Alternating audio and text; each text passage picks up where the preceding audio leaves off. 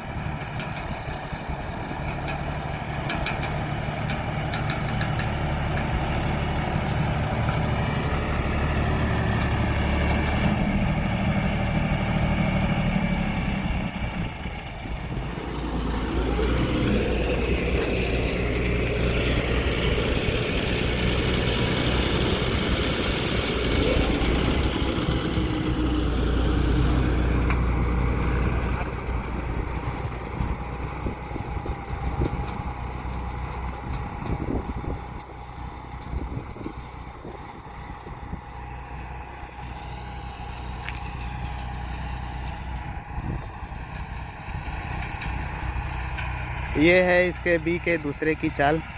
ज़्यादातर हम लोग इसको इसी गियर में चलाते हैं। हर ट्रैक्टर में एक ऐसा गियर होता है जिसको आप सबसे ज़्यादा यूज़ करते हैं, जो आपके सबसे ज़्यादा काम आता है हमेशा।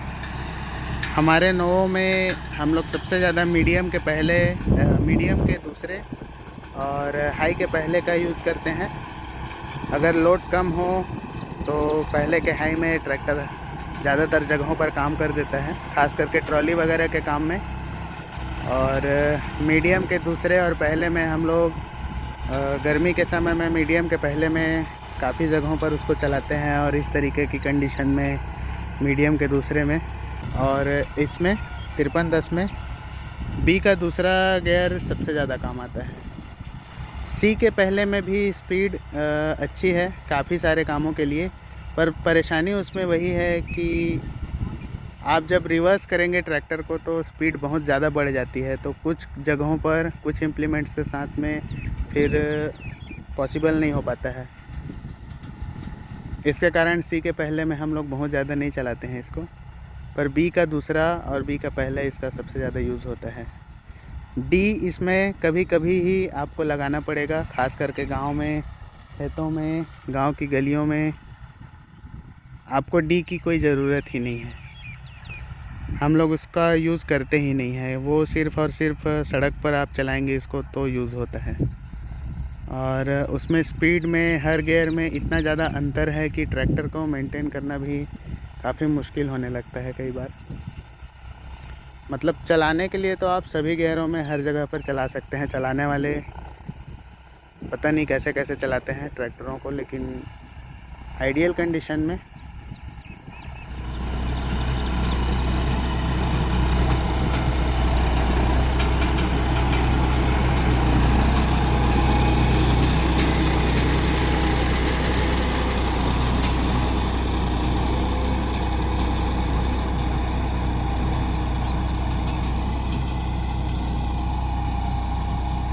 लेवलिंग के लिए अभी भी खेतों से मिट्टी निकल जाएगी। एक लेयर आपको जुताई करने की ज़रूरत नहीं है खेत की, लेकिन फिर भी अगर बारिश नहीं हुई होती तो और ज़्यादा अच्छे से लेवलिंग का काम होता बिना जुताई करें। तो इसलिए इसकी जुताई करके हम लोग छोड़ रहे हैं इन खेतों को।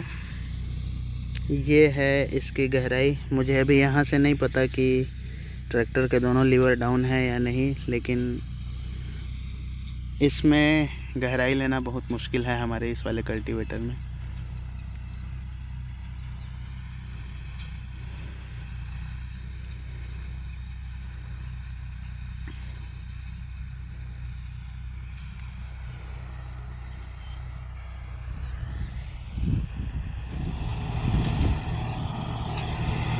ये है इसके सी के पहले गियर की चाल।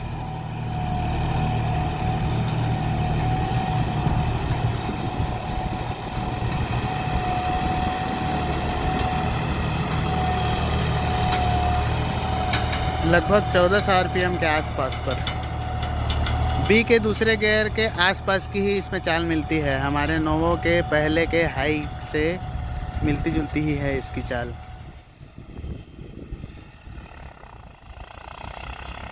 ये सी का दूसरा गियर है।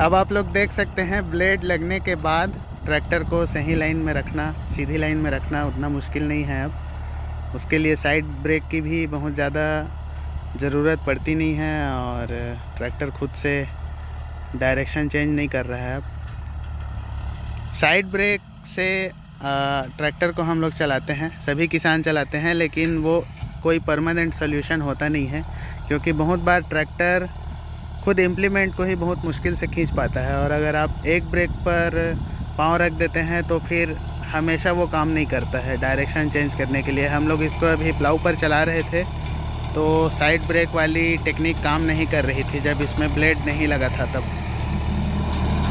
और प्लाऊ पर भी अब ये बहुत अच्छा चलेगा इसीलिए। तो अभी इस कंडीशन में तो अच्छा चल रहा है ट्रैक्टर।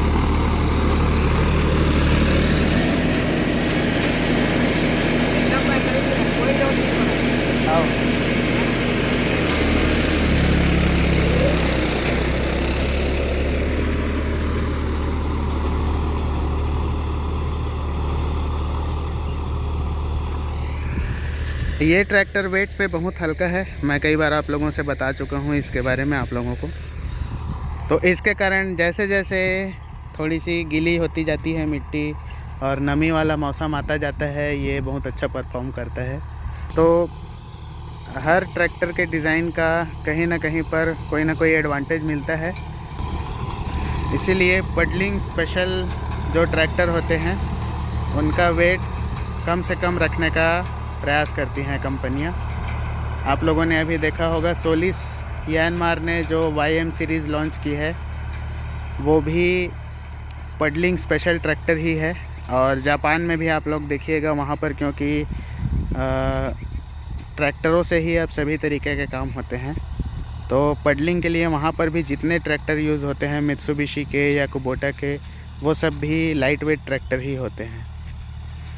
और जॉन डियर के ट्रैक्टर भी काफ़ी हद तक उसी तरीके के हैं ट्रैक्टर डिज़ाइन के मामले में,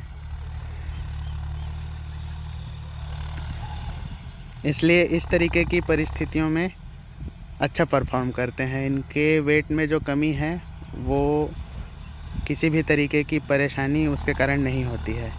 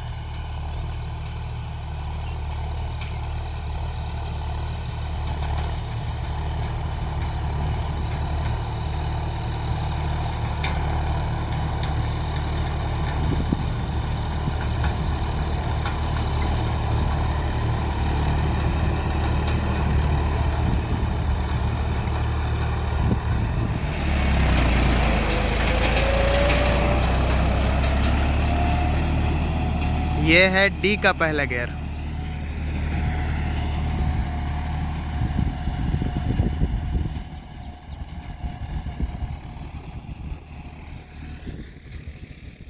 जितनी ज़्यादा स्पीड होगी उतना ही कल्टीवेटर डेप्थ कम लेगा।